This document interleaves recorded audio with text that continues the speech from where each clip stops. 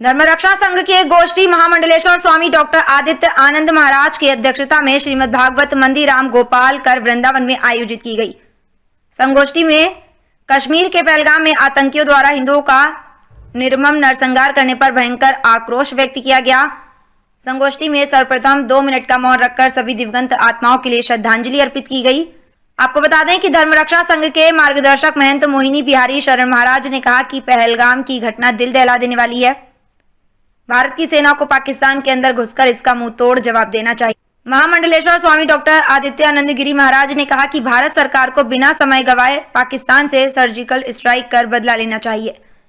बता दें कि महामंडलेश्वर स्वामी कृष्णानंद महाराज ने कहा कि जब तक भारत पाक अधिकृत कश्मीर को अपने हिस्से में नहीं मिला लेता तब तक ऐसी आतंकी घटनाएं होती रहेंगी। भारत सरकार को सख्त कदम उठाते हुए संपूर्ण पीओके पर कब्जा कर लेना चाहिए। महंत अतुल कृष्ण दास महाराज ने कहा कि भारत को खून का बदला खून से लेना चाहिए। उन्होंने हमारे 28 निर्दोष हिंदुओं का बेरहमी से नरसंहार किया है। हमारी सेना को उनके 280 आतंकियों को पाकिस्तान में घुसकर मार देना चाहिए, तभी दिवंगत आत्माओं को शांति प्राप्त होगी। संगोष्ठी के समापन के पश्चात धर्मरक्षा संघ के पदाधिकारियों, साधु संतों, धर्माचार्यों एवं विद्यार्थियों ने कश्मीर की आतंकी घटना के विरोध में परिक्रमा मार्ग वृंदावन में पैदल मार्च निकाला। मथुरा से ऋतिक अग्रवाल की रिपोर्ट। राष्ट्रपति शासन हटा है, उन्होंने वहां पर आतंकवादी अड्डे बनाना चालू कर दिया है। हम देश के प्रधानमंत्री मोदी जी से निवेदन करना चाहते हैं फिर पुनः राष्ट्रपति शासन बनाया जाए, वहां शांति हो सके। आप देख रहे हैं किस तरह से वहां हमारे हिंदुओं के बस उतार के इन्होंने चेक करके उन्हें गोली मारी है। इस तरह की घटना, इसकी निंदा हमारे संत समाज, हमारे वृंदावन के साधु समाज बहुत निंदा करते हैं और मोदी जी से निवेदन करना चाहते हैं, देश के प्रधानमंत्री जी से, आप अब बहुत हो चुका है। अब पाकिस्तान में रहने वाले कठमंडलों को तत्काल प्रभाव से वहां के एयर स्ट्राइक करके चाहे कुछ भी हो जाए, आर पार की व्यवस्था होनी चाहिए, जिससे आगे भविष्य में इस तरह की पुनर्घटना ना हो सके। आज इस तरह संतों में आक्रोश है, पूरे हिंदू समाज में आक्रोशित है और हमें पूर्ण विश्वास है मोदी जी बहुत सही निर्णय लेंगे और शीघ्र ही इनका बदला लेंगे जो हमारे हिंदू सनातनी भाइयों को उन्होंने इस तरह से नरसंहार किया है। जी बताएं आज का क्या कार्यक्रम है। जय सिया राम। मैं अतुल कृष्णदास आज यह बताना चाहता हूं कि पूरे भारत की जो स्थिति है वह बहुत ही शोचनीय स्थिति बनती चली जा रही है। अगर माननीय मोदी जी ने नए संसद भवन में एक बृहद अखंड भारत की तस्वीर लगाई हुई है, नक्शा मानचित्र लगाया हुआ है, तो वह समय भी आ गया है। वह केवल दिखाने के लिए नहीं होना चाहिए। आज उनको यह चाहिए कि इस पार से उस पार कर देना चाहिए। जिस तरह से अभी पहलगाम में जो स्थिति हुई है, इसके पहले मुर्शिदाबाद बंगाल में हुई है।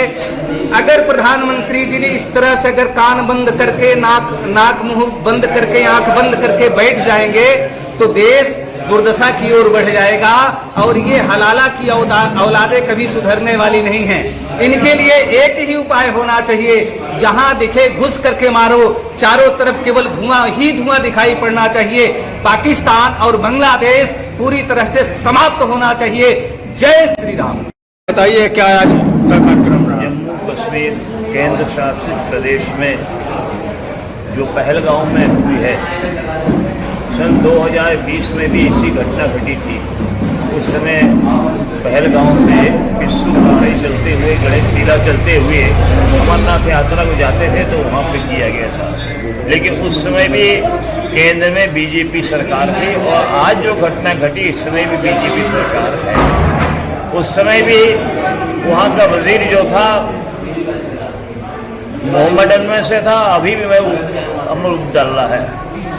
मेरा तो इसलिए कहना है कि क्या ये षड्यंत्र नहीं है, पूर्ण रूपेण से षड्यंत्र है। आतंकवाद को बढ़ाने के लिए 370 की धारा को खत्म करने के लिए प्रचार प्रसार किया जा रहा है। और मैं उन सब जो देश के प्रति बलिदान हुए हैं, वो माता जिसके 2 महीने के बाद सुहाग निकल गया है, वो भाई जिसके बहन चली गई है, ये वो बहन जिसके भाई के रहे, उनको मैं अपने तरफ से अपना पुण्य देते हुए उनको मैं गोलोकवासी होने का अपने तरफ से कल्पना करता हूँ, आशीर्वाद देता हूँ। लेकिन इसके बाद भी नहीं कि हम सनातन धर्मी नहीं चेते तो ये बहुत विकराल रूप होगा।